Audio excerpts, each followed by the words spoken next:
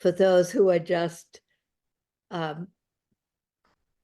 coming, I want to reflect what you were saying, Roberto, about Marvin was talking about not knowing the language of they and them, the trans people. And you were saying that the language of being fluid is troublesome to you. And it isn't just the language, but it's the experience that for you, it feels important to have an identity of being a gay man. And it feels to you like if you're fluid, meaning that you have gay parts and straight parts or bisexual parts or trans parts, that feels to you like delaying your identity, and that it gives you some trouble. Yes, I mean, and maybe even more important, that you can't talk about that trouble because it's not politically correct, and there's no place that you can express that, and yet it's troubling. Yes, and then it was refreshing to hear you talking about language, about being a divider, and it's like wearing a flag, you know what I mean? Um, and so I don't have as much issue about trans and that, but the whole thing about that, I don't know, I just feel that that maybe, one time I was reading a book about the first doctor, I think, who became, and I'm not therefore um, um, questioning transsexuality, but that that that that first it was a doctor who became the first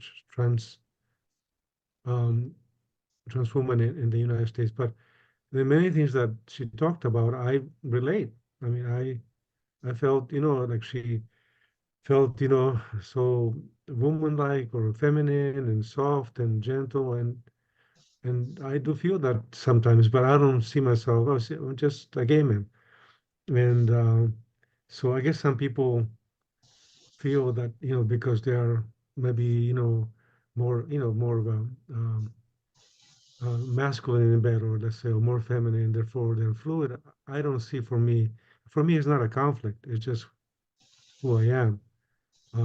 Or if I, happen to be more assertive at times or more passive in situations. I mean, personally, in dealing with people, uh, I don't feel that as a fluidity. It's just who I am. But so that's what I have difficulty with.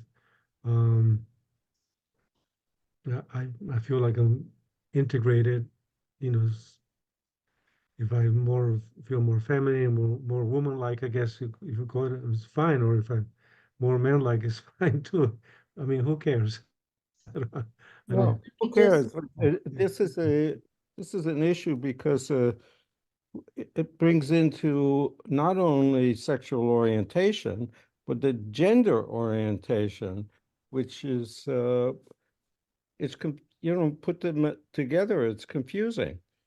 So you have a trans person, let's say male to female, but they like they're attracted to women.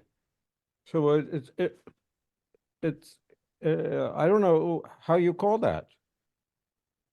I mean, in terms of the language. I think we have two things here. Can I just say something? Let me just finish my sentences, Bill. I really want to hear from you. I just wanted to clarify that we're talking about two things. We're talking about language and names for things that become flags, terms, and there's divisions always between the older people and the younger people who have their own language. And then we're also talking about experiences, and that for you, Roberto, being gay feels like there's something, an identity there, but it bothers you for people to say that they're fluid. And for Marvin, for a trans woman to be also attracted to women. Go ahead, Isabel. I just wanted to clarify that. So thanks for that. And two things, and I think it's in relationship to the last piece that Marvin was saying, in relationship to a trans woman or a trans man. And then, I think that it for me, what's important for me is not trying to figure out the this, the that. It's just honoring whatever the person is identifying as, regardless of what they're doing. Um, I think that sometimes what happens is that people get caught up in the what's happening and the what people are doing and who are people are sleeping with. And I don't think that that's as important as what people identity is or who they are. And so, I have friends who are Black, but they very light. So do I say, well, you're not really Black because you light, right? And I think for me, this is a hard place to be because I present as female, cisgender, straight. And that's not who I am. That's not who I am in so many ways, right? And to your point, Roberto, around gender, I think there's a difference between gender fluidity when people identify that and for themselves, which goes back to whatever the person is identifying. That's what I want to honor. And Lynn, what you're saying, that language can both unite us and divide us. I think that for me, that's the real core of the conversation. And we make mistakes all the time. I make mistakes all the time, right? I work with young people, and where I work, we really, if someone comes in and they want to be called something other than what they say their government name, that's what we go with. And then next week they may come back and say, that name doesn't feel like it fits me. I want to use something else, and we go with that. So it's really about honoring whatever the person is asking for themselves, rather than what I want for myself. As the listener, I'm saying. Yes. That to me is the important thing. And language is fluid. Like, I remember for me, the first time that I heard the word bulldogger, I didn't even know what it meant, but I know it was offensive, and I got into a fight. And I had no idea as an immigrant at 14, at 13, that someone called me that. I knew it wasn't "you look cute." And I got into a big fight. I got suspended. I mean, a physical fight. So the language, the word, wasn't what hurt me, was what I knew to be the intention of the person saying it. And I don't know if that makes sense. Even though I didn't know what it meant, I knew the intention was hurtful. And so at that moment, it was really hurtful for me. And now it's the same thing with queer, right? Queer was like not used, and now people have reclaimed that, right? And used that. But I think that language, especially around the LGBTIQ plus community, keeps changing and shifting depending on who's speaking, I think. So I just listen sometime, and a lot of the groups that I go to, the first thing you do is name your pronoun. And some people now say, my pronoun is my name. So I don't want you to use she, her, or whatever. I want you to insert my name everywhere. And that's what they want, right? So I don't know if that's helpful. Yes. I just want to go back here. There's like two strands. There's the experience and the language. And I just want to not drop the thread that, Roberto, it seemed like you have a judgment about people being fluid, and you're upset about your own judgment, and you can't even talk about it. But there's something that really bothers you, not only about the language, but about people saying, well, I'm not gay, I'm not straight, I'm fluid. And that, But and I thought Roberto said that you experience yourself as fluid. yes, Did I mishear that? That you were saying that you sometimes feel like there's a fluidity to your own identity? I guess, but I don't see it as fluid. I just feel as gay. That it is under the umbrella of being gay, but, um, but why does you it know, bother you that the younger people would use a different umbrella? mm, I think that I don't see it as an umbrella. I see it as a cop out. I see it as a hiding, because I think to say you're a gay, it takes, you have the label is harder. It's more of a conviction. I think it is. I fought really hard to be gay, and then for other people to be hiding behind labels of fluidity. I Nice. mean, I fought very hard, and not only with myself. I mean, as a generation too. Um, Yes, yes. you know, So and then that's so where then, the judgment Mm. in, yeah, yeah, people hiding. Yeah. I thought that fluidity related to gender orientation, not sexual orientation. Some people are bi. They are attracted to men, and sometimes they're attracted to women. So that's bisexual. yeah. But fluid, doesn't that relate to gender?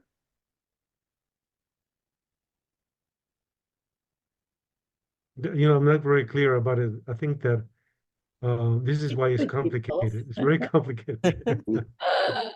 And then the reason I'm not, I guess I have issues with that is I read about it, but I don't assimilate it because I have, you know what I mean? And so I guess I'm bringing up my conflict with, but it's not very simple. I think it's complicated. I would like Maybe, I to, don't know. Go ahead. Roberto, what I heard was a kind of and I'm so glad we came back to it, not the content of what we're talking about, because that's not as important to me. Although I got stories too, right?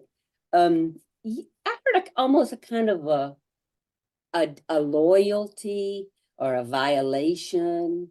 And as you went on, it was clearer to me that what I heard you saying was that it's a name, and it's a name you earned. Your name is a name you've earned.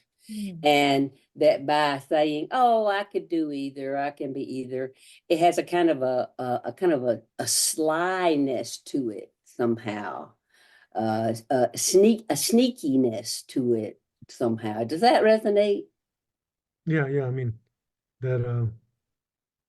Yeah, perhaps we can easily hide into a label, and then and I felt that, I guess I feel, perhaps it looks like it's interesting. I didn't think about it, but I guess I'm talking about earning something, and I'm proud of it. And then you know, I I'm fine with it. You know what I mean? But it was hard fought. It wasn't just, Yeah. well, I can be whatever I want to be. Um, so yeah, maybe that, yeah, I guess, there is a judgment on my part, um, but I yeah, wasn't but I think perhaps too much judging. emphasis. Hmm? Yeah. I wasn't judging the judgment, just trying to, Sure. yeah, that And then, doesn't feel right to you. And yeah, There's something almost, I mean, it's really biological. And I heard it even a little bit in Marvin's saying, it's confusing.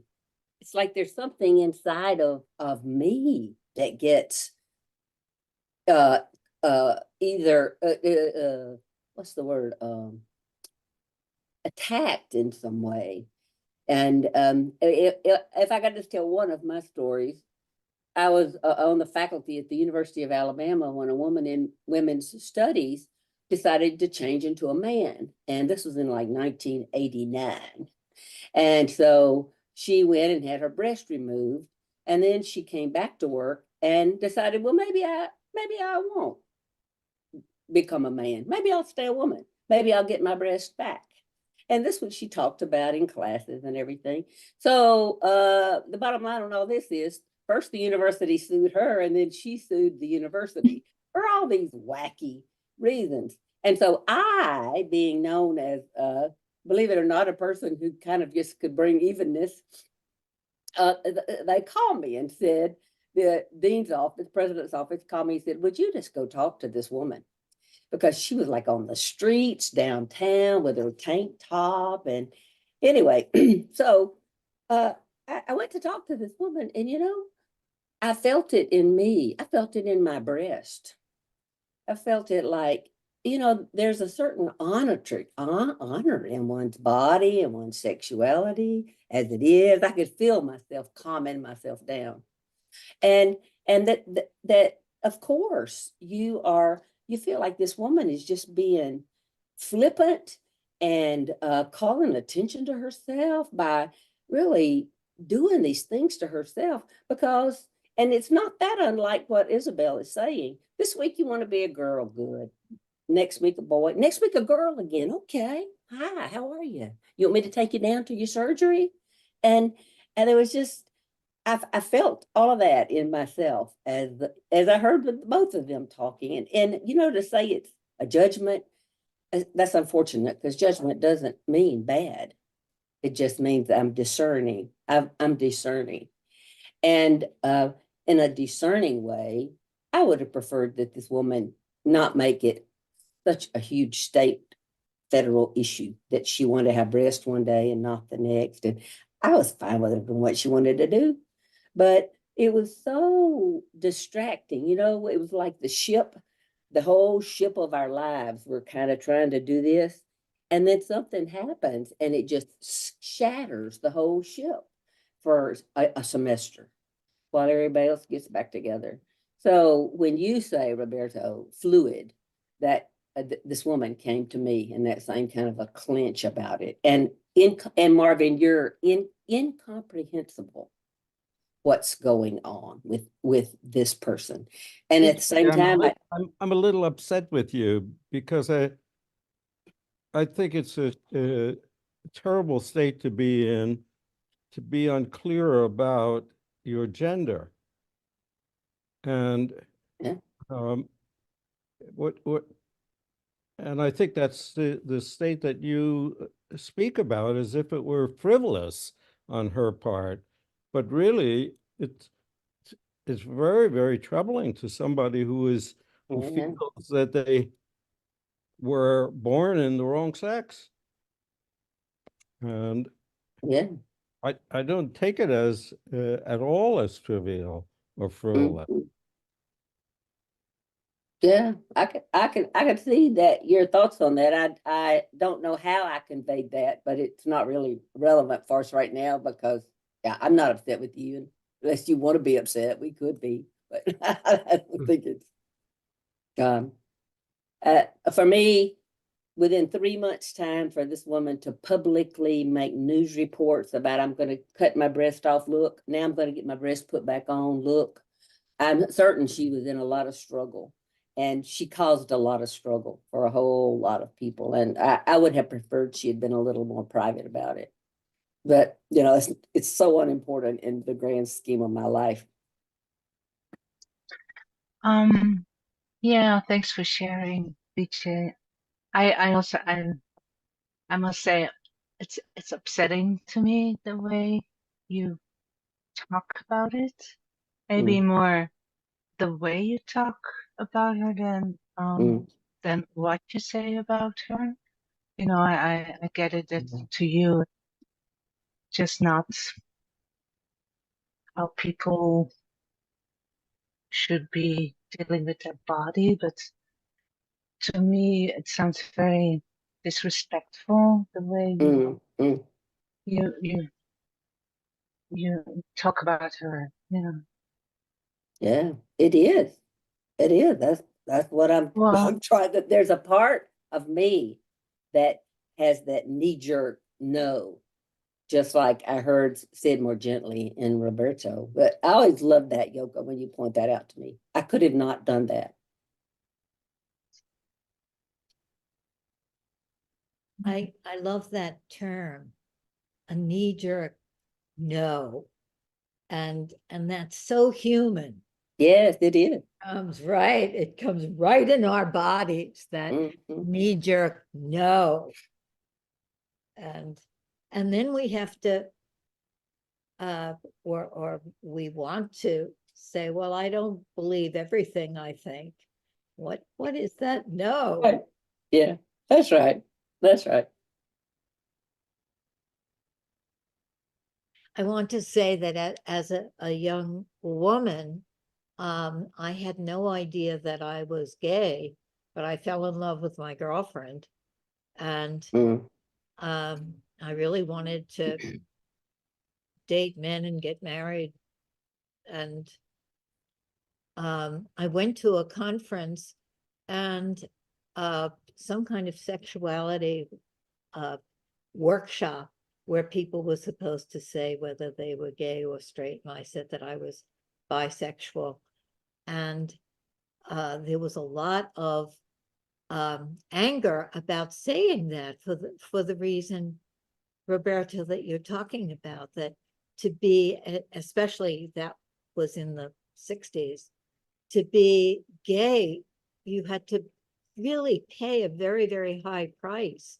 So it felt like you were getting away with something if you said you were bisexual.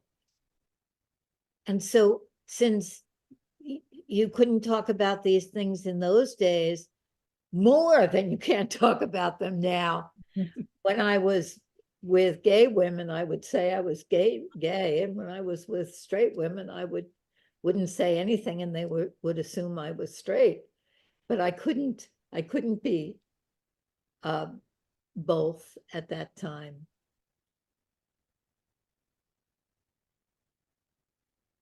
The experience sounds so painful.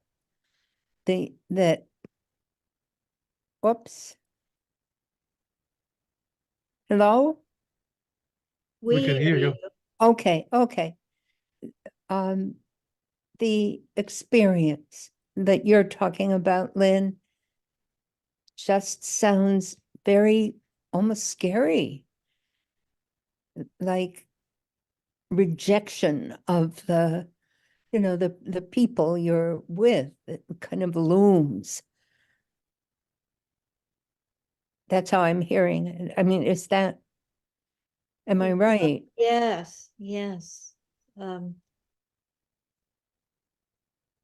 it sounds so painful. Not, I guess, something about thinking, not, what is it?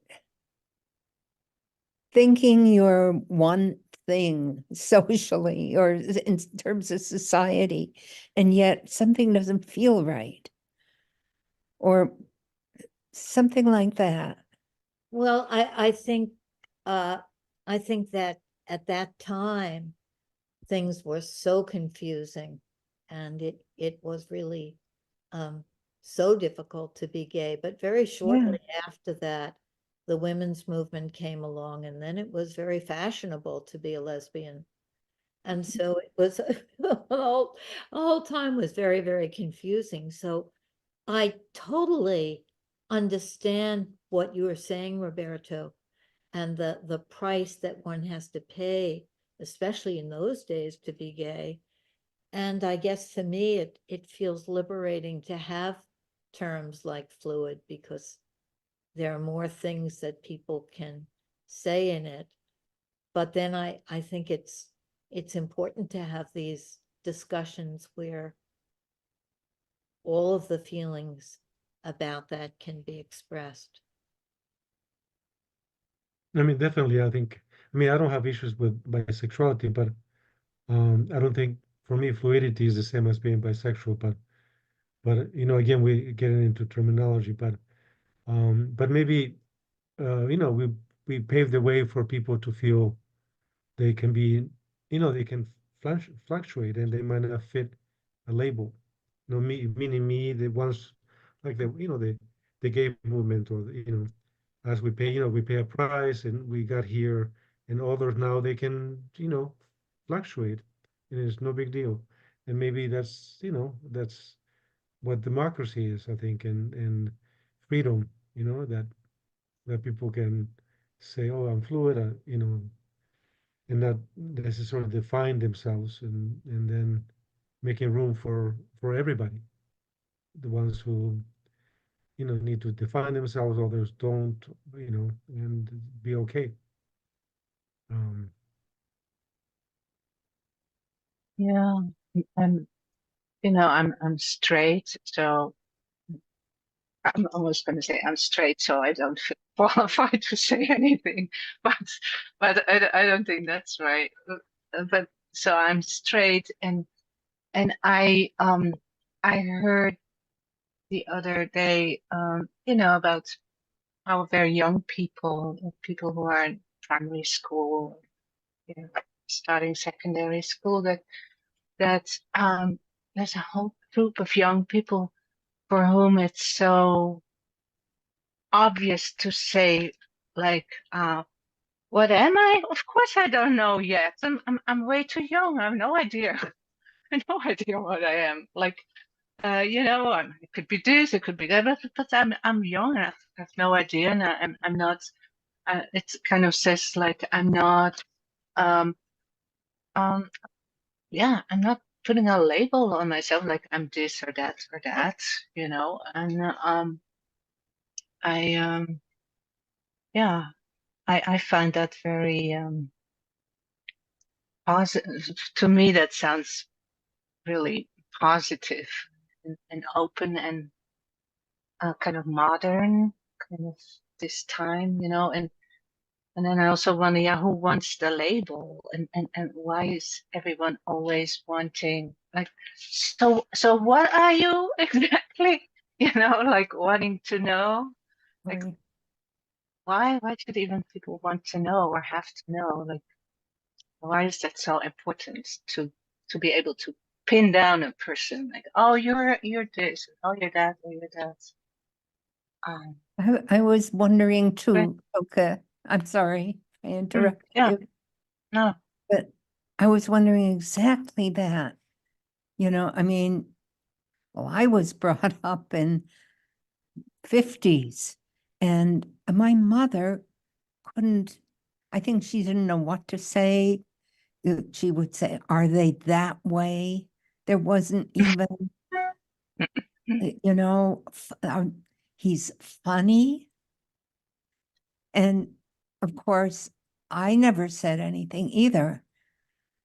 And I think in terms of experience, I didn't know what a gay person was, what that was actually like, you know? So there's the experience that, I mean, it was just empty of experience for me.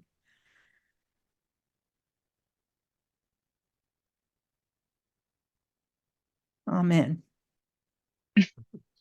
But I think too that young people are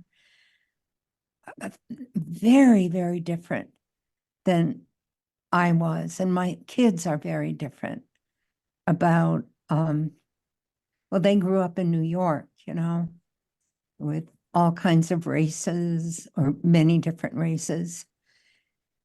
But about gay people, they're not gay, but they're very comfortable with gay people. It's not a thing. They didn't have to learn what I guess I have had to learn or have to still learn. Because as I'm talking, I'm hoping I'm not offending anybody.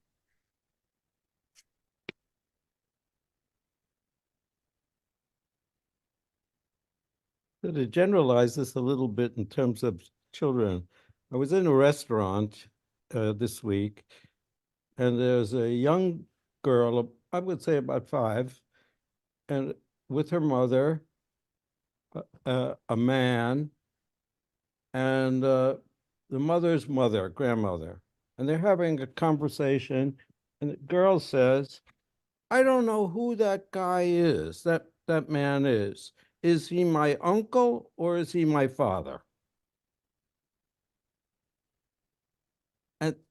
And they get into a heated discussion about that.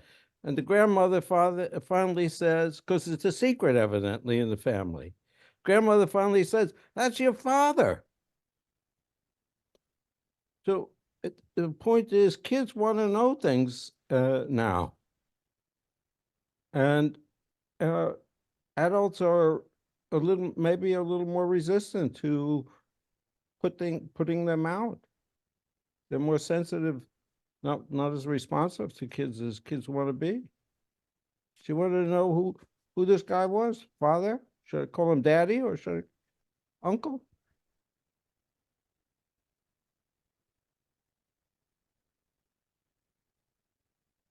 That makes me think of my nieces and nephews and how they so conflate like pink with girls and blue with boys. And Oh.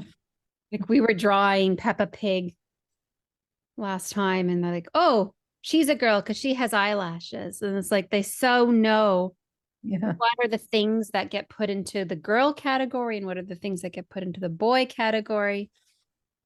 And sometimes my one niece especially will say things that it's just like she's articulating her thinking of how she's knowing that this is in here versus this is in there. And sometimes it's really funny. I can't remember a specific instance right now, but I don't know, something just about simplifying. Society simplifies and that we're all much more complex. I was rereading a bit of the last chapter in the focusing book this week, how Jenlyn talks about new pattern makers who are learning to be felt senses, right? Like, so much more unique, so much more interesting. Yeah, anyways. Yeah, Whoops. yeah. Wrong one. Come back, Annette. We. Hit the wrong button. Hit the wrong button. Oh. Hmm. I was in a restaurant. This was a couple of years ago, and the wait person, I couldn't tell if it was a man or a woman. This was maybe more than a couple of years ago, so I'm more educated now, but I kept wanting to know. I kept looking at the person, wanting to see, and it felt disturbing to me that I couldn't tell if it was a man or a woman. And there is this way that new things, we have to cultivate that knowledge of new things. One of our helpers is trans, and I'm learning so much about the experience from her. And just in case anybody is interested, she had us watch Trans America, which was very illuminating. It's a comedy, but it's very serious also, and it makes that experience much more experience near.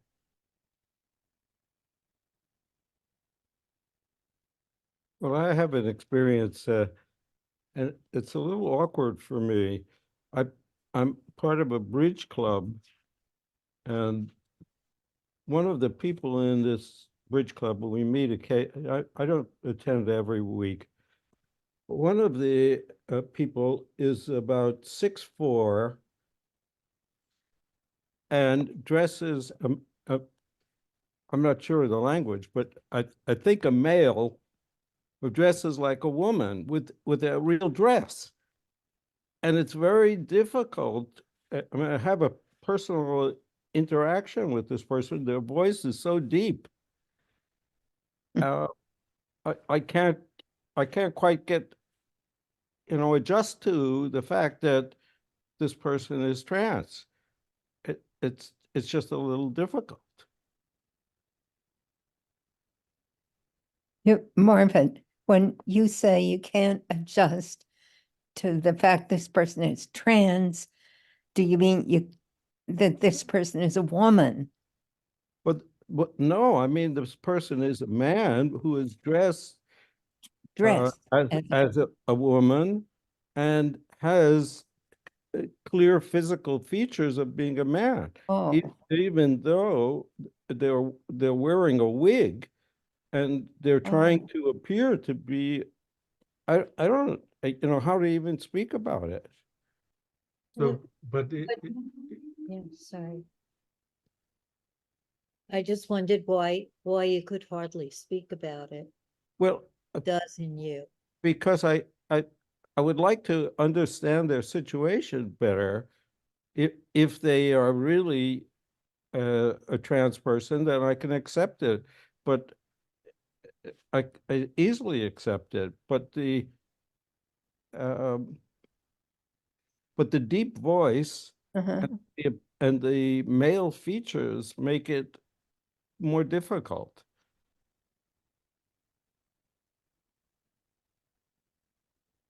is he identified or she identified as trans? I haven't the slightest idea. We play bridge. We Yeah. don't talk about these issues. Because they're what is it? I'm escaping the term, but because as we speak, it becomes conflictive. But um, uh, cross dressers, I mean they're It could be. yeah I haven't the slightest idea. yeah, and then who but they just I mean they're not trans. They're just basically a man in a woman's dress, passing as Well, that's why I'm confused. you know. So I would be confused. I would not, know whether to say about that person we're playing bridge, he or she. I wouldn't know how to talk. Well, the And- person says their name is, The person would want she. yes, that's the way I take it, but I don't know the Okay, yeah. I don't know a lot about this, and probably there are people here that know more than me. But I think the way to do it, if you want to find out, is, maybe they already know that you're Marvin, but the next time you're talking to them, can't you say, "Hey, I never shared my pronouns with you. Mine are he, him." It's I like, think it's irrelevant because we're playing bridge. We're there for a social interaction about playing a board game or card game. We're not talking about sexuality or gender identification. hmm. Well, I think maybe the point is this feeling of I can't accept it, right? Well, I it's can hardly confusing talk. with that deep voice, Yeah. that very clear, it's a deep voice. It's Yeah, it's that place and that I think we're trying to work with in this community empowerment, this place where what Jean calls the murky edge. It's like that edge of awareness where you're confused and something new has to come there. And it can feel either exciting, like, it's the edge of thinking. I can't think there. It can be exciting, or it can be annoying that that these people or this situation is confusing us. It can make you not feel annoying to me. insecure. Yes, you feel insecure. Yeah, it's stupid, like Yeah, a kid, like yeah. 3-year-old, like right, you feel stupid, Wondering. or inept, Mhm. ungraceful. Say, I'm really having a hard time with how the word stupid's just flying around. It just doesn't sit right with me. And even this conversation, because however this person is identifying that we're sitting here discussing this person identity without this person being able to weigh in on who they are just doesn't feel right to me. I'm more curious about what is it for you, Marvin? What's happening with you? Because what I'm hearing from here is that there's such level of discomfort for you in that space and not knowing that it makes it difficult for you to be in relationship. No, that's not correct at all. And I take your act almost like an accusation. I'm not. It's not discomfort. It's a it's a distraction from playing bridge. I'm there to play bridge, and here's this person who has facial hair, um, a deep voice, and I'm surprised to be in the in their in their company, and I'm So that's what I don't understand. How is that a distraction for you? Like, I don't understand. If you're there to play bridge, how does that distract you? And I feel I'm really feeling on this end that you placing the ownership of having to explain who they are on the person. not at And they all. don't have to. Not They not don't have at to all. explain who they are. Isabel, it's that's not at all what I'm saying. I'm saying what I am saying is that it's confusing to me that I haven't been in the company and had interactions with trans people, and I'm I'm I have to get used to it. But that's not at all how you're sounding. This is what I'm hearing on this end. This is all I'm hearing. This person has facial hair. They're using the name Jennifer. Their voice is very deep. They're wearing female clothes. And who are they? And why are they doing this? And that's disturbing to me. You're And they adding need to the fix it. That's what I'm you're hearing. adding the who are they and why are they doing this? I'm not adding that. I am saying it's confusing to me. I wonder, Marvin, if you'd be willing to pause and to sense in to the more that's in this for you.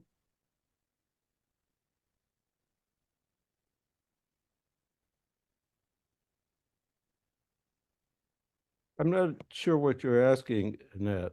I'm inviting you to close your eyes and to feel the felt sense of all of this and see, like, you've got the word confusing, but it feels like from what all the bits that we've got so far, that maybe confusing isn't quite the right handle. I'm wondering if there's a better word, something closer to the what this is happening, bringing in you.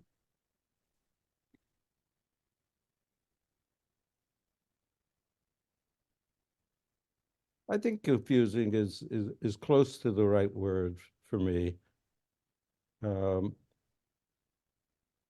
And You know, I feel that, you know, we are not exposed to, I mean, we're supposed to understand from the get-go all these differences, and we are not, if we're not exposed, how can be, and we might have some feelings about it. It doesn't mean we hate somebody. But I mean, when you're describing this person, I thought this person might be a cross-dresser, but it not necessarily trans. I And have no idea, Roberto. yeah. But then you describe, and I thought, oh, you know, and then, but it brings up a lot of issues. I think it's good we're talking about it. I mean, you know, just we're not exposed, so all of a sudden we're supposed to know this, you know. Um, In that's the in psychodrama, um, there's a, a process where you speak for the person. And I'd like to do that if that's okay with you. So Annette asked Marvin, what's in that confused? And then I want to, I think it's doubling, they call it.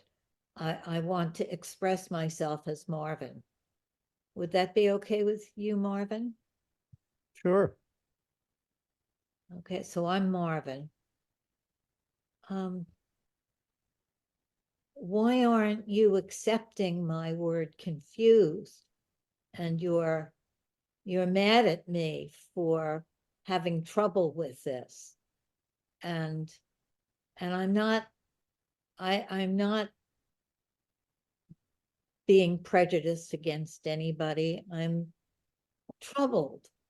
This world is such a new world, and I'm not used to it. I don't know how to be in it. I don't know how to play bridge with somebody who I don't know, you know, whether they're a man or a woman. I haven't been in this. I'm disoriented, and I want you to understand that disorientation and not to be mad at me for it. I don't want to feel like I have to be correct here.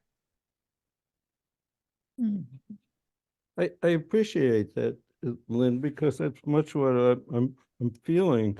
I have a, it's difficult enough to play bridge, and we're playing competitive bridge. It's difficult enough to do that with no distractions, and so it's an added element for me that it's and I guess it takes my mind away from my cards.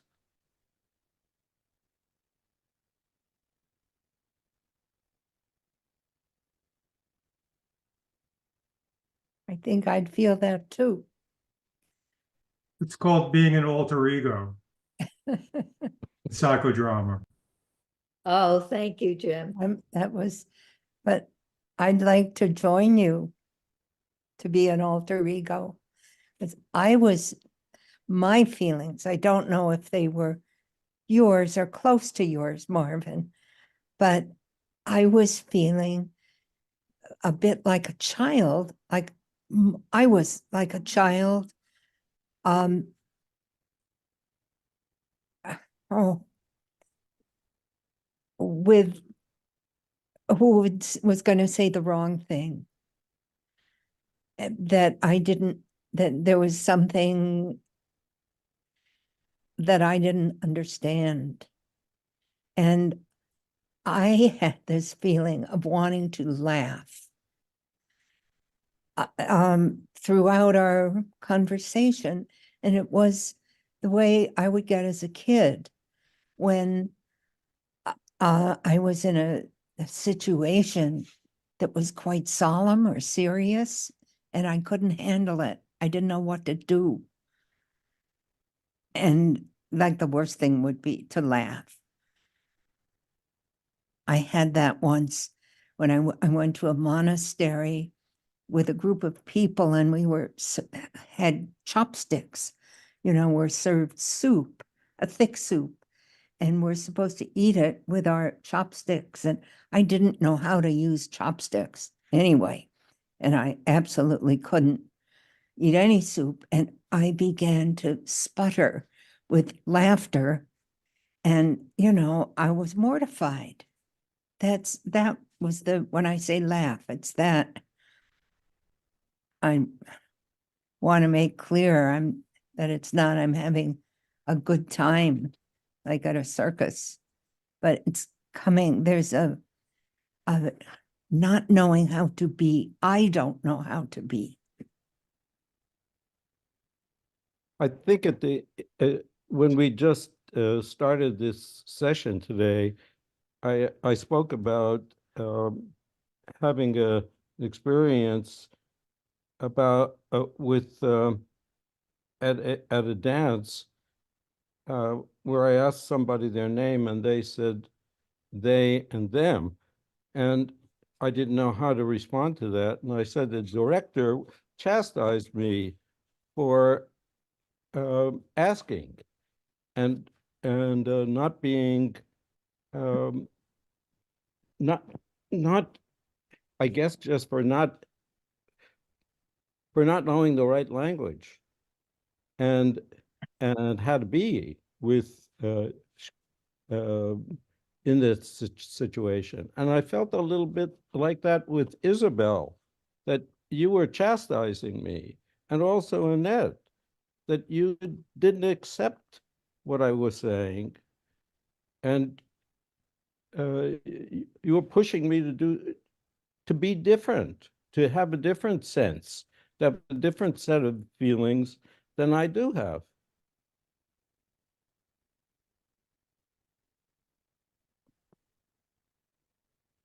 So I just want to say that the way you were speaking about this person was landing on me like a brick.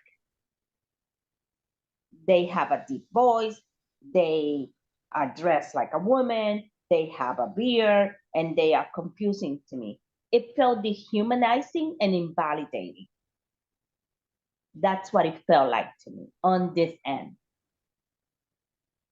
That, like, I can't play bridge if this person is showing up in the world in this way. And that for me, in this end, sitting here on this couch right now, that's how it was landed.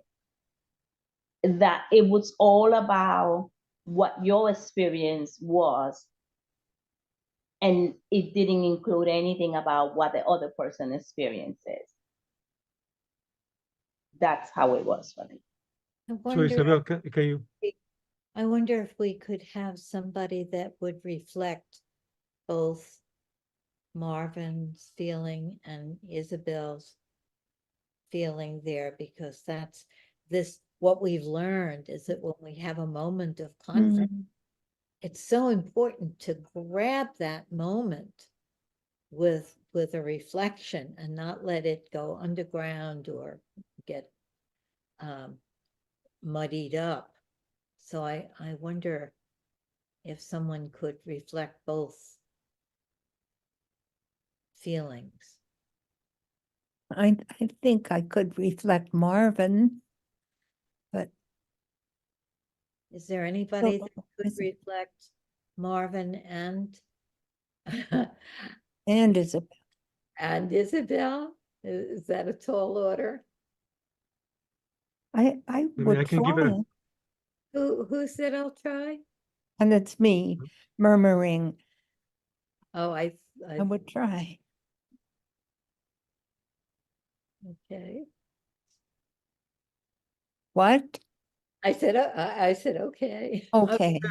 I'm so sorry. Before you reflect, I just want to clarify. I'm actually at my daughter's house babysitting. I have no idea how to turn on the light. It's the electronics. They're on some kind of timer. So I'm now sitting in the dark. The baby's sleeping. So I'm still here and I'm listening, but these are the conditions that I'm in right now. So just so you know. Okay.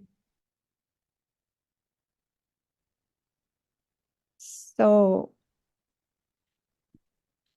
well, let me start with Isabel, because I think that's harder for me now and might need some help. I feel Isabel feels totally not seen,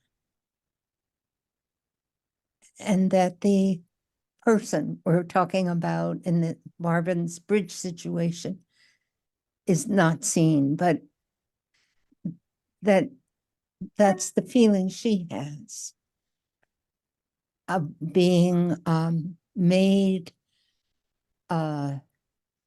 sort of a thing and I can't think of the word, but that the important thing in the situation isn't that person, man or woman that we're talking about, but is Marvin. And not him, her. So the person is not there. And that is infuriating. You know? Do I have it, Isabel, or not? I think that that's some of it, as if this person was being spoken about as an object. Mm-hmm.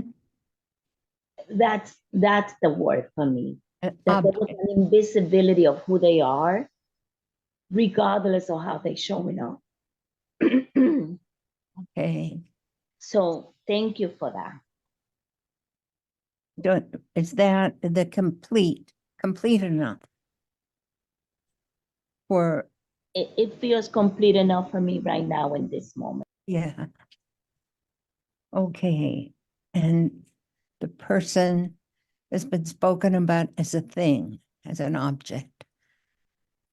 Now, I think for Marvin, he feels not at all, feels, oh, the fact that I can't find words, I think, as not only confused, but not able to, doesn't know the person, doesn't know the situation, so cannot possibly put any words there, because this is a sort of, has not happened ever. That there's a man-woman. It doesn't go with playing bridge, where you don't even, look at the other people much. And somehow, I think, and I may be putting this into you, Marvin, that you don't want to insult or hurt the person. So don't want to speak, wrongly, but can't speak at all. It's like, are confused, don't have no words. But that's the awful thing, because there is a human being there. And it's like avoiding or pretending there's an empty space. Well, you have it in part correct, Susan. I would say, for people who haven't played bridge or have played chess or have played something else which is competitive, it takes a lot of attention. It takes a lot of focus to do that. And any distraction from that, play bridge with a lot of people, and you don't really personalize the others that you're playing with. I don't. I'm focused on my cards, on my partner. So in the situation, yes, there is an impersonalization that is happening, and that's correct that Isabel picked that up. But the situation is such, invites that impersonalization. And for me, Isabel accused me of being a bad boy, that being bad, doing something improper, inappropriate, worse than that,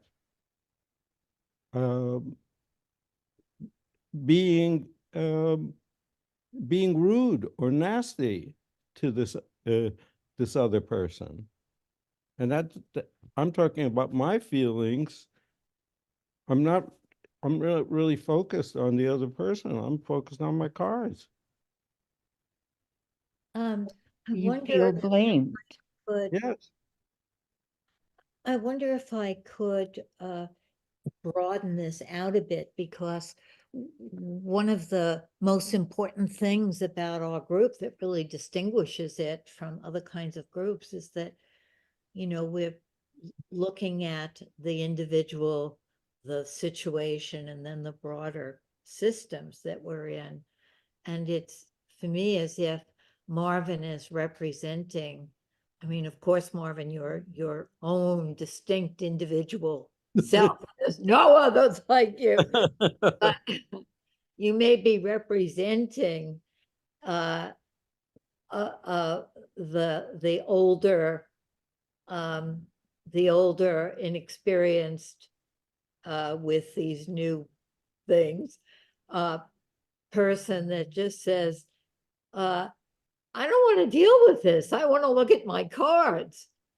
And I think that there's a big segment of our world that feels that way, especially the older people. And I think that Isabel is representing the people who know deeply and personally about being dehumanized, depersonalized, seen as a thing, and needs to protest a tone of disrespect. And so these two segments of our world are not able to talk to each other at all. And we're trying to make a space where we can talk to each other with those feelings, where we're not so afraid of correctness that we have to keep all those feelings, like Roberto was saying, to ourselves, that we can voice them. Does that strike people as going away from us, or does it bring a different dimension for you? I'm curious about that. I'd love to hear from Nancy and Kate and Jim and Mary and Masumi, who haven't spoken.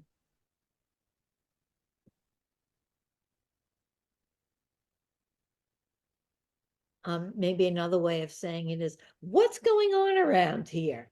What are we, what are we up to? What are we doing? How are we doing in what we're doing? I'm glad we're addressing the conflict rather than getting rid of it.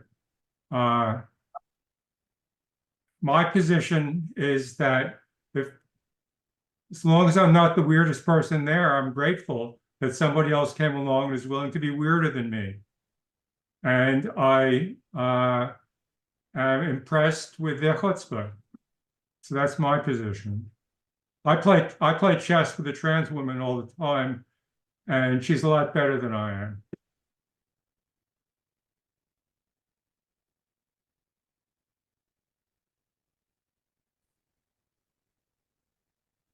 You Also, she's comfortable? discriminated against in the chess world too, because there are women's titles and men's titles, and they don't even let her compete.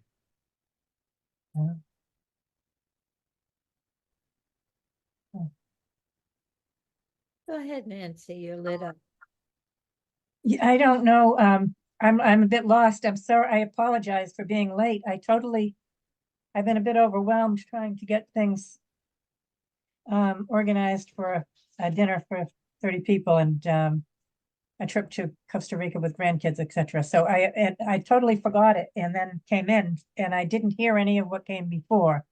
So I'm in touch with the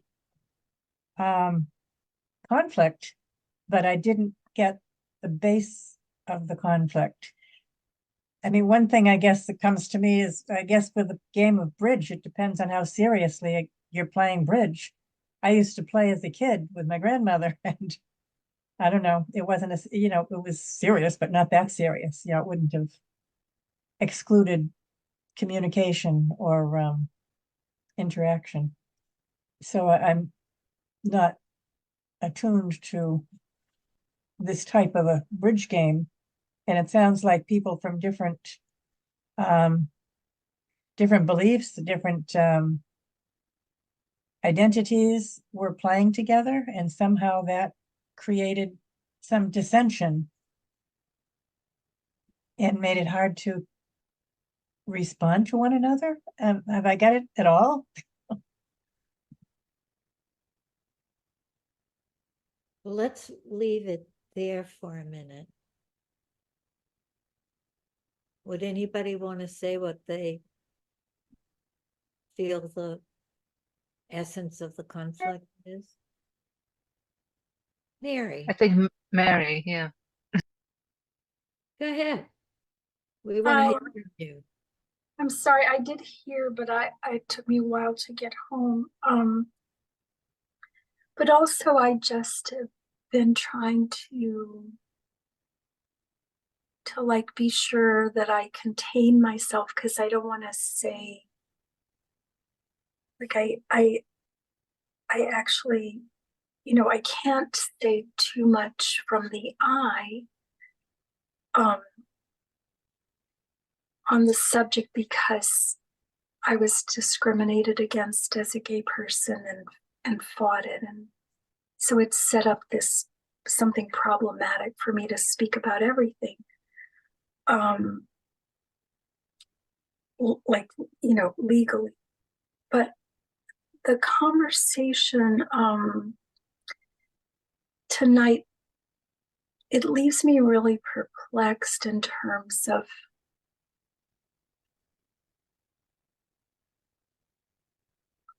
you know, I've been so worried because any gains in this country for trans people have had such an enormous, you know, pushback and reaction for 20 years now. I mean, when I was discriminated against, it was the trans people in my agency that came to my aid. And I don't know why in this group, like what Marvin is saying, you know, like he said many different levels of things, more than one thing, more than one story, juxtaposed to what like BJ was sharing, like, you know, juxtaposed to what Lynn's story or Roberto's story. I mean, if we're gonna give, you know, like a pass, like let's give it to everybody here. You know, I mean, to me, stupid means that you cannot learn as a definition, and ignorance means you hadn't encountered it, or, you know, didn't know about it, or hadn't thought deeply about it. And I'm guilty of all kinds of things, you know, about hundreds of cultures that I, you know, haven't known about. And my first trans friend was in, goodness gracious, like 1977. And he would ask me to come and sit beside him when he would call his family. We were in art school. And I would do that, and you know, like, but he couldn't talk about it. You know, like it's just like a super kind, very competent, very brilliant young person, young man at that time. But he couldn't even talk about it. So I just want us to talk about it, you know, but at the same time, I wanted to be like really contained, because I just have this enormous fear for trans people in this country. And my goodness, like, you know, I don't even know the situations in other countries. I'm very ignorant of that. Contained, Mary, what you're containing yourself. Like, yeah, I can't really speak about, you know, what I experienced. So it makes it hard for me to fully talk, you know, and I don't know how many people in this group are out or not, but we're definitely like have a lot of resources here, have a lot of good information here. And I really, I know this sounds naive, but you know, if we want to talk about it, like, let's also like take in like what's being said with, you know, equal innocence or, you know, curiosity. Like, if it's meaningful enough for us to talk about it, you know, let's take it in as, you know, and let's let it be okay. Like, Marvin, let it be okay if you said something wrong or you said something that offended somebody. Like, there's a way that you're so, you know, like untouchable, yet you can, you know, bring it on. So that's like sort of like my wish. Like, You wish Marvin could be okay with offending somebody, his way of talking. and okay. yeah. Wouldn't feel like a bad boy. Mary, I'm confused I'm easily confused, but I'm confused by what you're trying to tell me or say to me. Well, I experience you as being a really bright man who was a therapist in New York City. You know, correct me if any of this is wrong, who chose to move to San Francisco. And so I'm confused by the, you know, and you may not really feel this way, but what I witnessed tonight is that you're, with all your being, you're believing that, yeah, you just never encountered this before. And you just can't fathom what would be wrong with discovering it in the last year. Like, I don't entirely see how that's possible.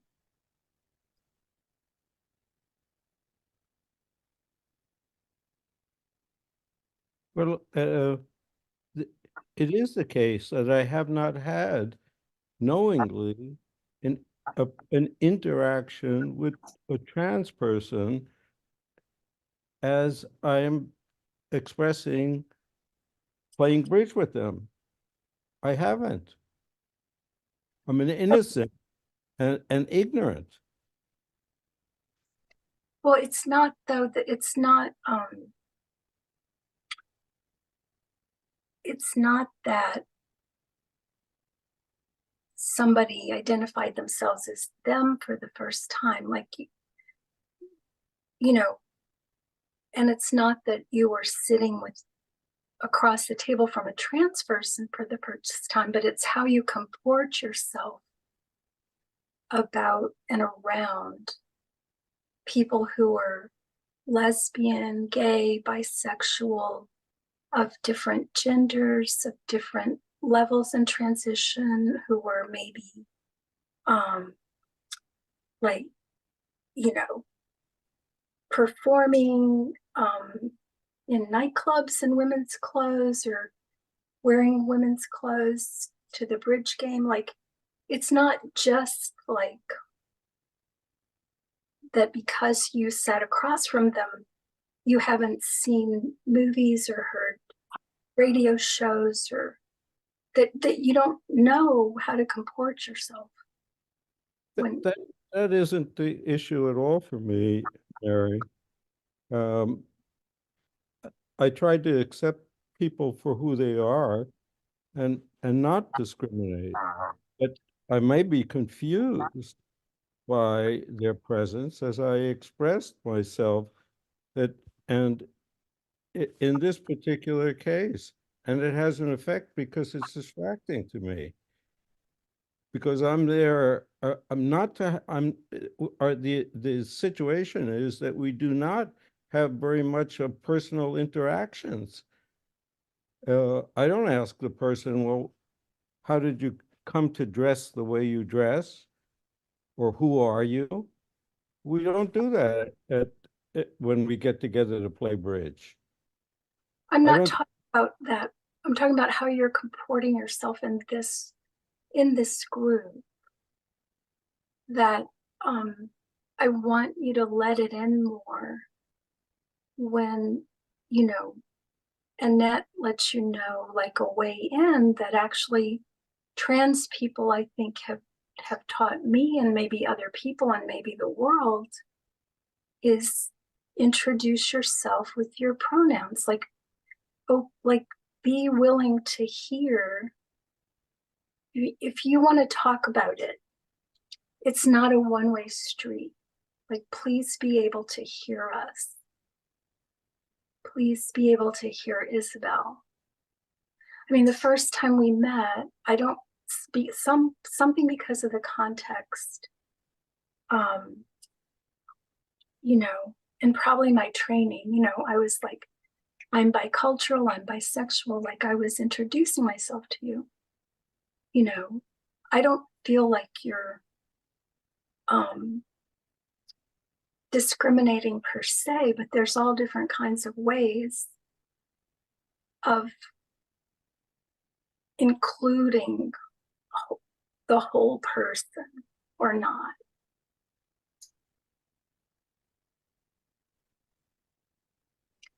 That's just You, Mary, want Marvin to be more receptive to the feeling that's expressed by some of the people of wanting him to be more receptive to the trans person at the bridge game, and you're feeling his sort of pulling back, or like, I'm here, and you want him to be able to move a bit. Is that right? Yeah, there's something about the main, you know, I don't know if I have the right word, but Marvin's main discomfort or complaint, or what he notices, is that he's distracted. And my comment is, my God, Marvin, like, I know you're like deeper than that. And if you only knew the sacrifices and what it takes, it's like, holy shit, that's a brave person to come there authentically. You're a lucky guy. I think you're absolutely right in terms of this person being very brave to present themselves and be playing bridge and be out there. But the circumstance of our get together is really not social in the way that you imagine it to be. We don't talk to one another, and there are 20 people there. In the way that you suggest, I don't know anybody's gender or sexual orientation. We don't have that conversation. I don't ask them about their social circumstance. We don't have that conversation. I don't know where anybody lives. I don't want to interrupt you, but it seems to me that Mary isn't asking you at the bridge game, but Right. here in the group to open your heart to the advantages of being confused and encountering something that you don't know about and don't know how to act with, and you're with us, not at the bridge game, but with us. Say, I'm a lucky guy that I have this experience, even though it's distracting. I think that's what Mary is asking. She wants you to open your heart to the confusion, open your heart to the newness, to the disorientation. Lynn, While don't you think I'm doing that? I mean, I'm really out there expressing myself pretty fully to Yes, a dozen people about this experience, and I'm yes. surprised that you're not. You're asking me to do more. Yeah, yes, you are, Marvin. And then you, so what I mean, and then Mary just also was important. She said that she's really containing herself and she doesn't wanna speak from the I, and then she's drawing boundaries. Okay, and then I respect that. But Isabel has gotten really upset. And then I mean, what I would want is that Isabel would say her feelings, and then also Annette about how they feel about what you said. Annette is asking you to go to become more vulnerable, to go inside, to do an exercise, but I would want to hear what she feels. And also about Mary, about Isabel. Isabel, I mean, I love you. I want you here.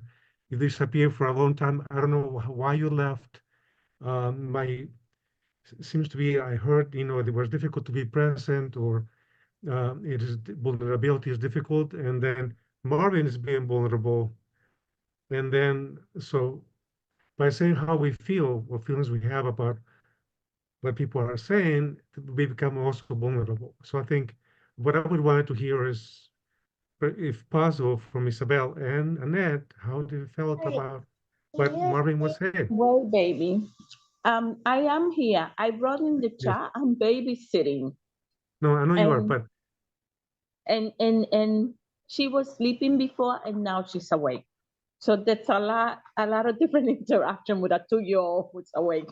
So just want to say that. And I'm doing my best to listen. And thank you for calling me in. I appreciate that.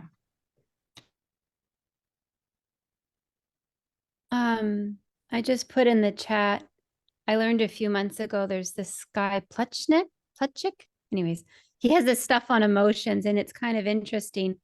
And he says that confusion is the combination of surprise and anticipation. And so I was thinking about that when I was inviting you, Martin, to go underneath it, because I was thinking, if for you the confusion is because there's an anticipation of something and then you get something else, right? The surprise is, oh, I was anticipating you're a girl or whatever it is, and you're not, that there's more there. Like there's always more in focusing. We know that. And the invitation was to go to the next unfolding. And I guess I'm kind of curious why the pushback. Like there's always more. So why is it? Yeah, I don't understand. I think what Roberto is saying is that instead of asking Marvin to do more than he's doing, that we could express our feelings, and I'd be very interested to hear what you're feeling in it. The thing that I always say, which is you can't change the other person, but you can change the dynamic. I think Roberto is sort of saying something like that Marvin has taken a lot of risks for him. And so now it's up to us.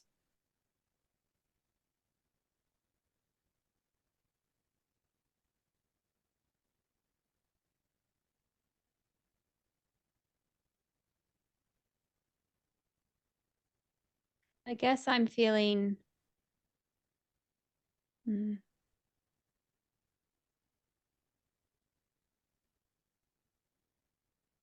maybe frustrated. Mhm. Mm. Can you say a little more? Because it feels like we haven't really got, I know I keep coming back to Marvin, but it's like brought something and I feel like we haven't really got it. We're close, but we don't really, it doesn't feel to me like I don't feel like, oh, okay, now it all makes sense. I don't have that feeling. Yeah, so that's what's there for me.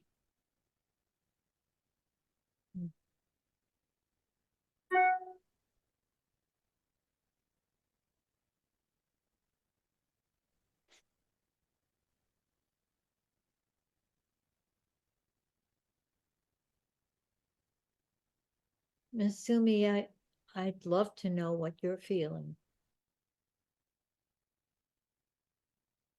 Well, I thank you for asking me, and I'm also feeling just a little bit baffled because it's a very complicated matter for me, and I don't know if my English is enough to express my feeling.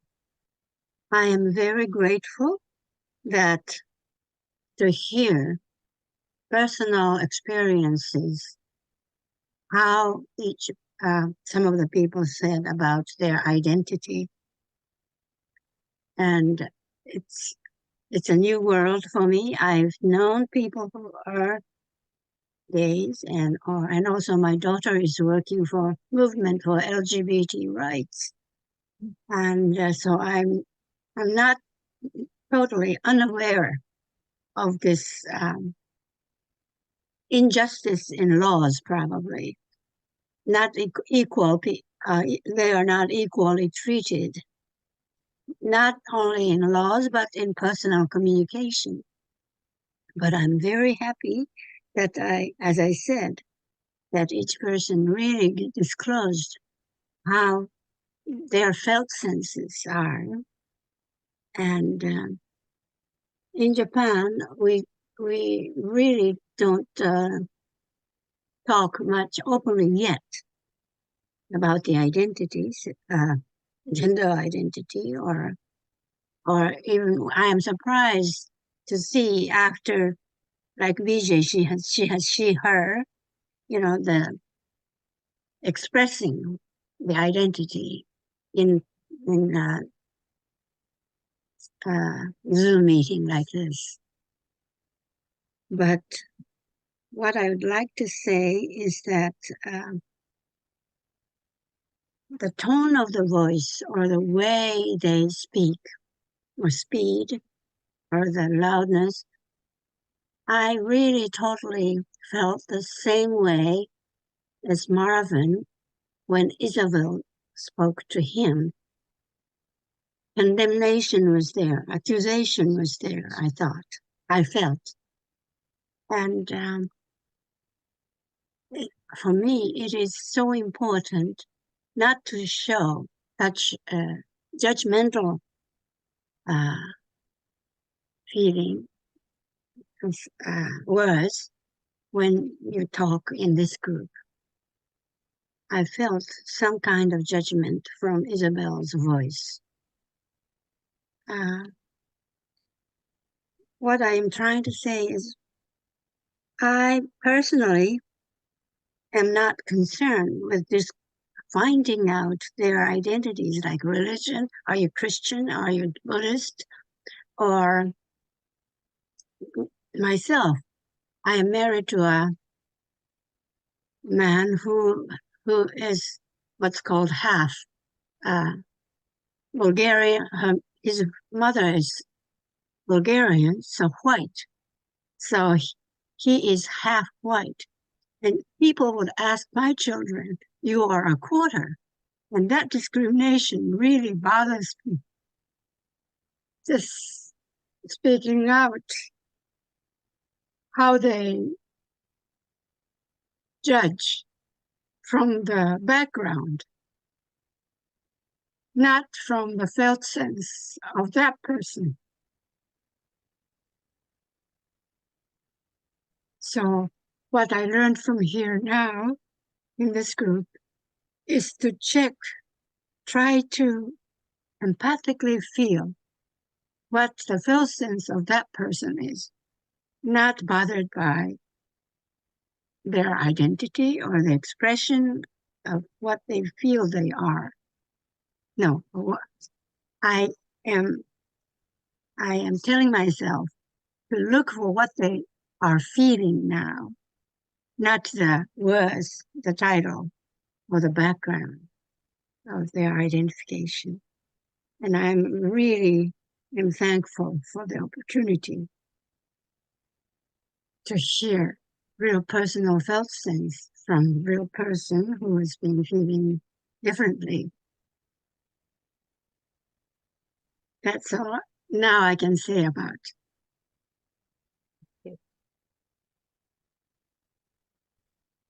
I hope somebody would reflect so I can check if it I could communicate well enough. Mhm. Thank you.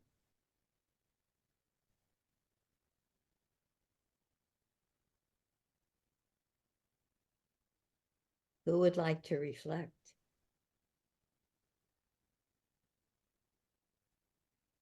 One thing that has stayed with me that I heard you say was that for you, the felt sense of the person is what is really important, not figuring out, are they this, are they that, are they white, or how much white?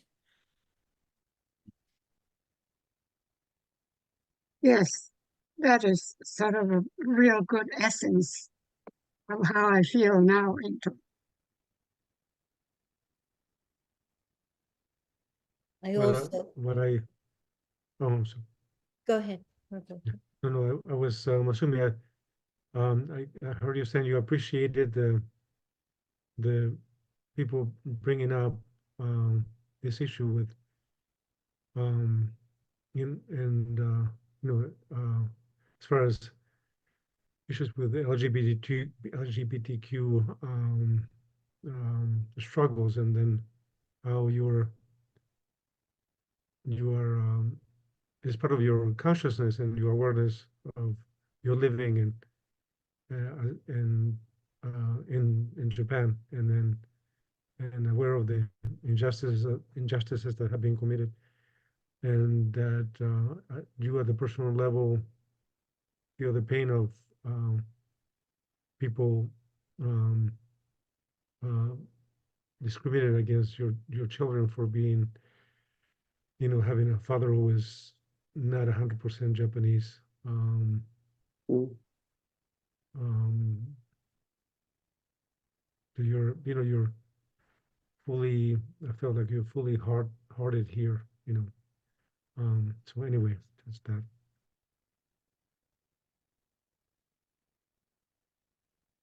Well, let me add that I don't feel that my children the feeling of discrimination from when they say a quarter. But I just want them to see more of them, just by the outlook or just with the fact that what's in the blood, not felt sense. And they make other judgments from saying a quarter.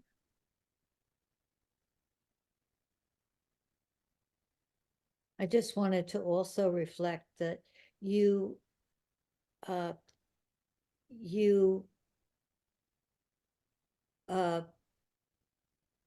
feel a lot from the tone of voice, Mhm.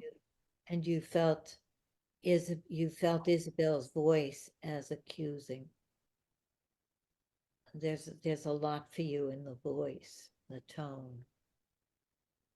Mhm.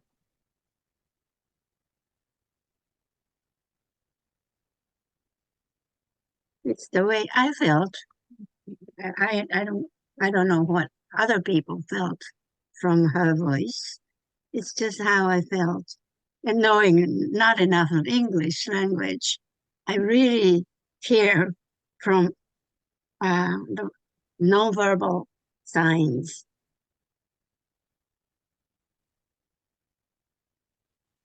Anybody else? I'd love to hear from Kate, Jim, Rachel.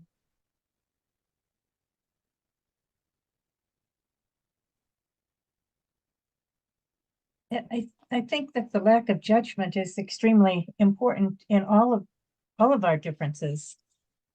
And how easily we can move to judging without even meaning to sometimes, or being aware of it maybe, I'm not sure.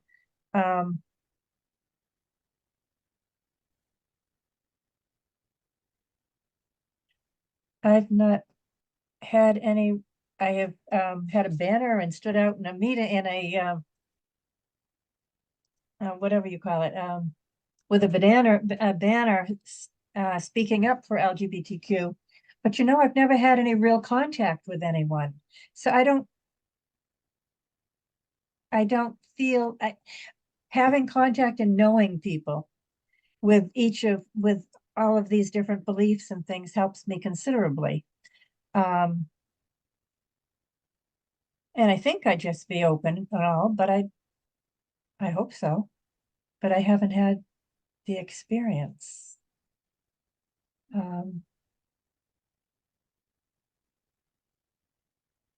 So I'm not sure what I'm saying, but I get disturbed by judgment also. Hold the shoulder. Hold the Way, baby.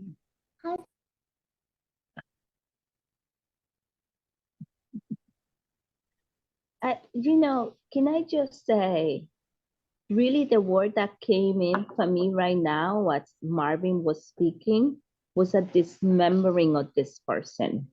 And I really do mean dismembering. That there was and that was and what was present for me was both anger. There was definitely anger. And it took me back. This wasn't my friend, but I was 12 and this was my mother's friend, a transgender woman in our block who was very close to my mother, who was literally killed and dismembered because of her presentation. And so the breaking a person to pieces around their voice, they have a beard, they wearing a skirt, it really felt for me that the person was being dehumanized and broken into little pieces. And to your point, Masumi, I wish that the person would be seen more than those pieces and be seen as a whole. So that's where I was. And I just wanted to say that and name that. That the other thing here in this country may not be true in Japan, is that women of color who are transgender are more likely to be killed than any other woman. And that's a real statistic. It's a real thing. And for me to sit here and be silent around that, I'm sorry, I can't do it. I can be complicit to that. I just can't. I just cannot. And maybe that's another way to express it, as you invited Masumi to go to my felt sense. But my brothers and sisters who have been killed, especially transgender women here, the felt sense didn't save them.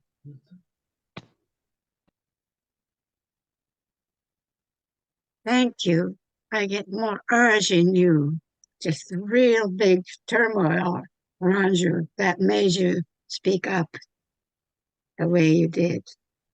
And I can empathize with you now better. Thank you. You were judging the judgment. And that was accurate. And I mean, that is a good thing to be doing.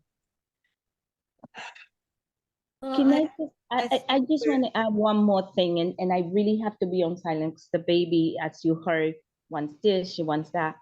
This morning, I was sharing with Lynn and the team something very deep and personal to me around a young person who's being accused of a huge crime. And my thing, knowing this young person, is that when people see this on the news, the only thing people are going to relate to, it's the crime. The only thing people are going to see, it's the crime. Nothing else around this person. And Marvin, the last thing I want to say to you, I'm not saying you're a bad boy or a bad person, and I seen your heart. And you heard me say that I didn't support what Susan was saying, and then Lynn repeated, which was to say that you were being stupid. I'm not going to support that kind of language here. I'm sorry. And I appreciate the distinction that Mary made, that there's a difference between stupidity and ignorance. When someone is ignorant, they can learn from. When they're stupid, it's assumed that they cannot learn. And the last thing I'm going to say to you, Marvin, you may be there to play bridge and compete, but that's an interpersonal connection that happens whether we are aware of it or not.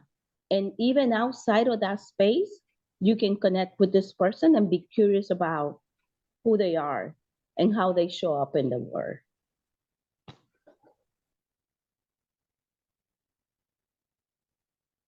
Isabel, I'm very accepting of your good intentions, but I'm mindful. I'm feeling accused of doing something wrong again. That is, I should be doing something. I should be calling up this person. I should be initiating some action that I'm not doing. Yes, I want to accept everybody as a complete person. And I'm presenting the situation as I experience it. I can do better in every situation. I also want to just correct something, because Annette, I was annoyed with you in your request that I go deeper. But I felt that I hadn't fully responded to Isabel's accusation, and I was still feeling blamed. So I didn't really take in and couldn't get in touch with your question.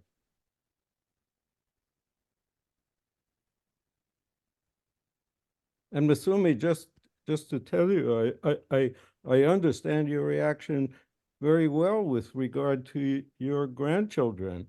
My grandchildren are half Japanese, and I experience the discrimination that they express to me and my daughter expresses to me often.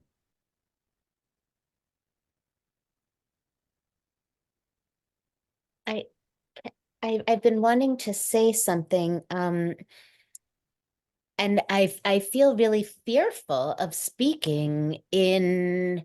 It feels like kind of going right into a hornet's nest. Like there's some things that if you're going to speak about them, it's just not like a hornet's nest, more like a minefield. There are things and I feel like Marv, like the best we can do is come to these things with openness. I don't feel like, I know Marvin, and I don't feel like there's this like a vindictiveness or a bias or a prejudice. There's, this isn't the world I've grown up in, he's grown up in, but there's how do we talk about this? And Lynn, you even shared something about going to a restaurant and the serving person, you weren't certain which sex they were. And there was something, I think you used the word disturbing about it. That's not saying that person is there's anything wrong whatsoever with that person. It's really saying, how do we, there's something that like that flags up for us when we're in a situation that's new, when we're seeing something that we aren't able, like your nieces and nephews, Annette, to put in like pink or blue or eyelashes or whatever. We're all like, at least from my generation, I was sort of raised like that. And so it's with a very open heart and a willingness to want to support trans people, gay people, sliding scale sexuality, whatever anybody wants to express or locate in themselves, wonderful. But I don't inherently know the language or know how a person wants to whether they want to be defined with their pronouns. I feel like there's a huge bias in that.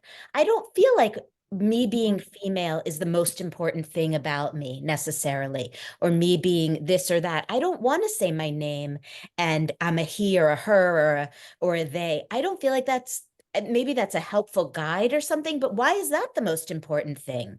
Why don't I have to say my income or how much I pay for taxes or where I'm located or how tall I am? I don't want to have to serve myself up that way. Wow, I didn't know I felt so strongly about that. But somebody's deciding that's what's most important right now.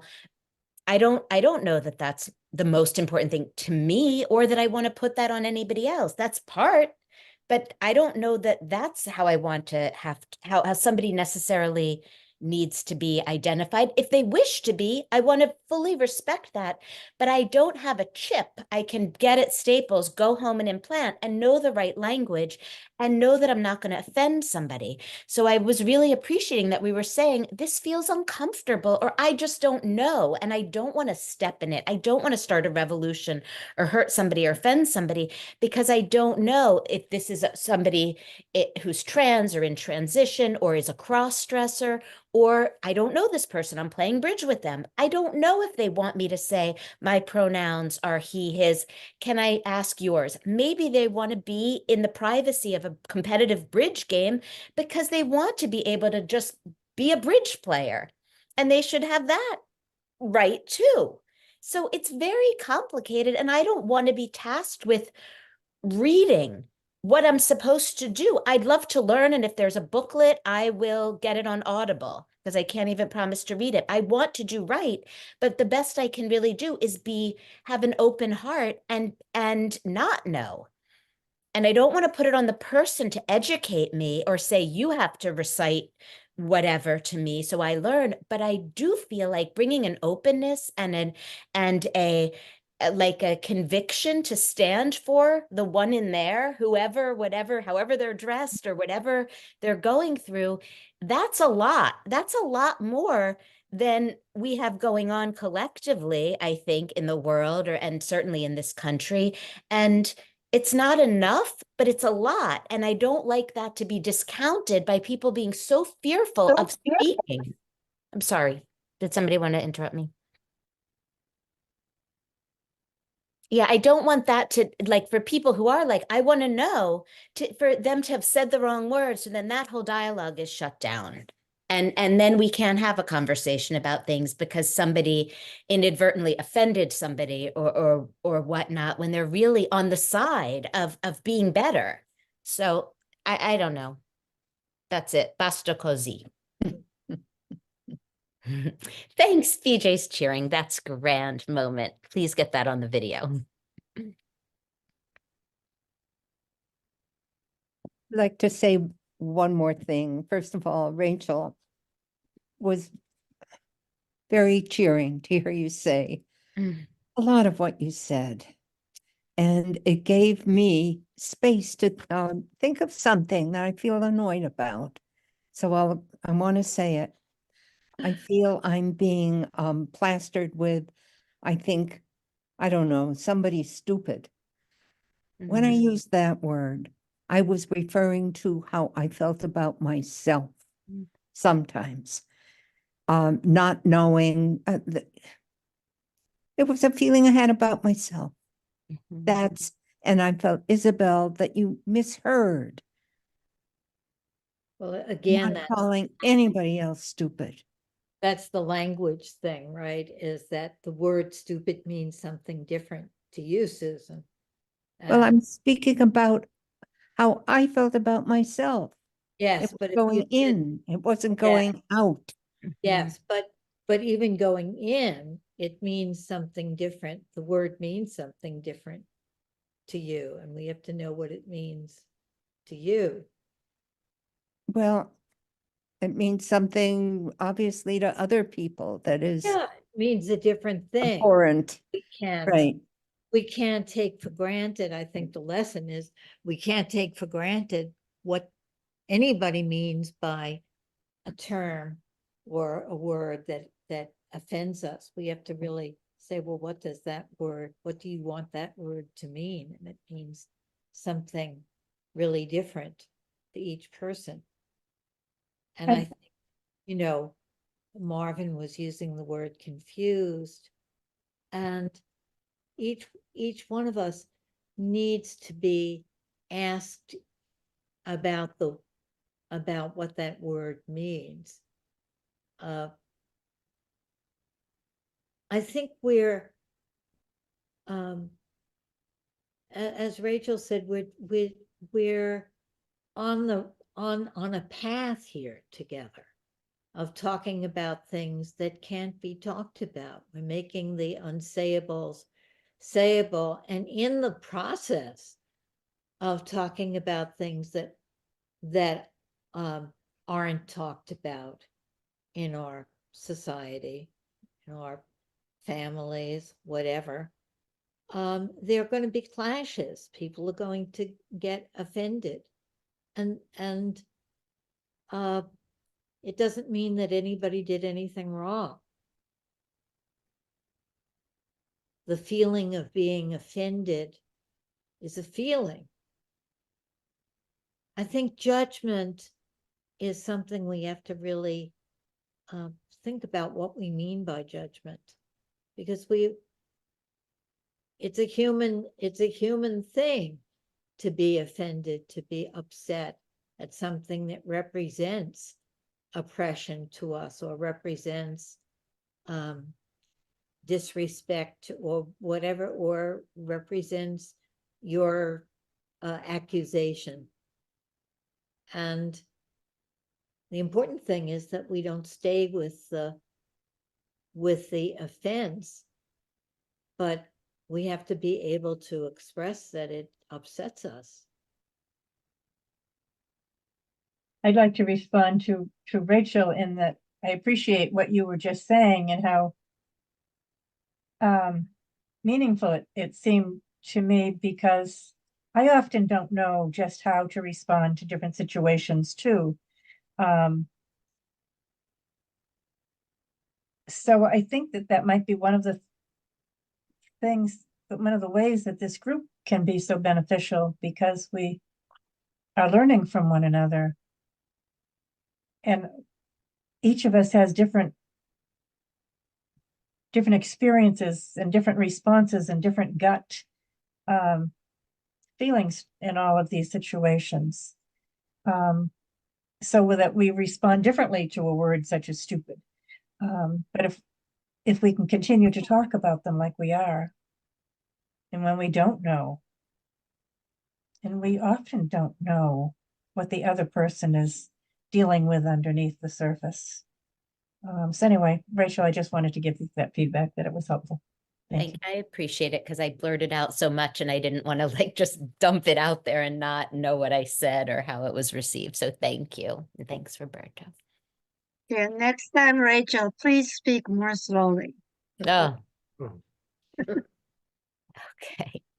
Well, Any last words before we go?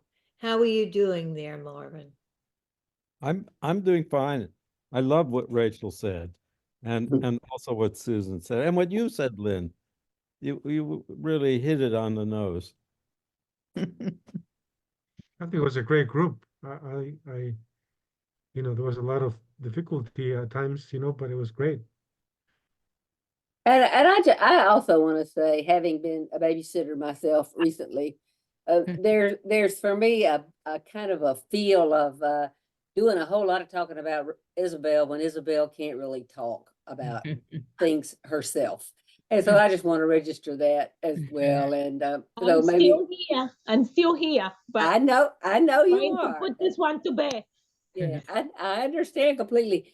And I want to say also, I heard, thanks to everybody, and I heard Isabel just being, in the best sense of a word, a patriot for things that she really values. And I heard her say, this how it lands on me, Marvin. This is how it lands on me, Marvin. This is how it lands on me. She said it 3 times. And so that, for me, said, then, this is just all about her. It's not about Marvin. And at the same time, you can't help but have your feelings hurt. It kind of hurts my feelings that Yoka doesn't like it when I can't contain myself. But it's life, right? It's just, and it's a beautiful thing to just be together in it. So thank you, Isabel, and everybody else. Well, I just wanted to say that for the people here who are straight and don't feel like you have experience with people who are gay in different ways, like you have focused with us. And so I just want to put that out there. And there is best practice in our field. And if it were a subject about, another culture or, maybe, any other subject, to be continued in the future, I don't know that it would get so much pushback. I don't know. It's not about that anybody's trying to have anybody speak in a certain way, but to speak from a certain depth of humanity and inclusion. Thank you, Those are Mary. good words, depth of humanity and inclusion. I like that. Yeah. Okay. Next time I'd like to talk about our projects. And I want to invite you to get together a small group of people that you are facilitating. So I'm going to talk about that next time. I didn't get a chance to talk about it tonight, but I'm hoping that you'll make space for that next time. We have only 6 more sessions and then our projects for this year, believe it or not. Okay, bye-bye now. Night. Thank you, everyone. Bye, Thank you. everyone. Thank you, everybody. Thank you. Bye. Bye, Isabel. Bye, Kate. Bye, everyone. Hi, Nancy. Bye-bye. Bye. Bye. Bye.